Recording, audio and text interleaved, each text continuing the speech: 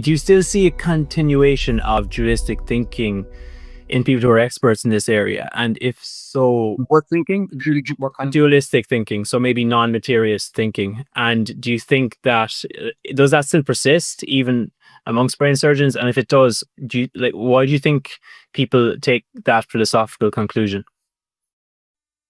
well, dualism is built into our language, right? We are raised in a world, once you learn how to speak and talk, you learn dualist philosophy. It's the most natural philosophy because, for example, we have a word for mind, we have a word for brain, right? We have a word for soul, we have a word for brain. Um, but if you're a materialist, you don't believe that there's a difference between those two things. They're identical. The mind and the brain are identical. So why do we have two different words? So, and if you have two different words, then it makes you think that they're two different things. And there's a long, rich tradition. Most of our religious traditions are based in dualism.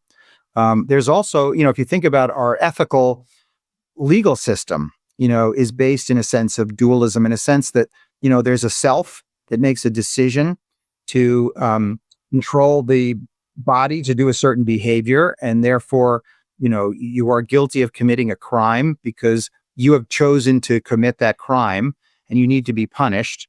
Whereas if you're a materialist, you believe that the brain really chose to do that for you in a way.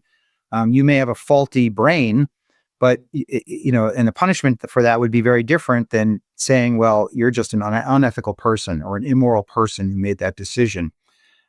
So dualism is really built into the infrastructure of all of our institutions, our organized religions, and it's hard to break away from it. You really have to actively try to imagine a purely deterministic world, and it's challenging to do so because you so quickly you fall back into dualism.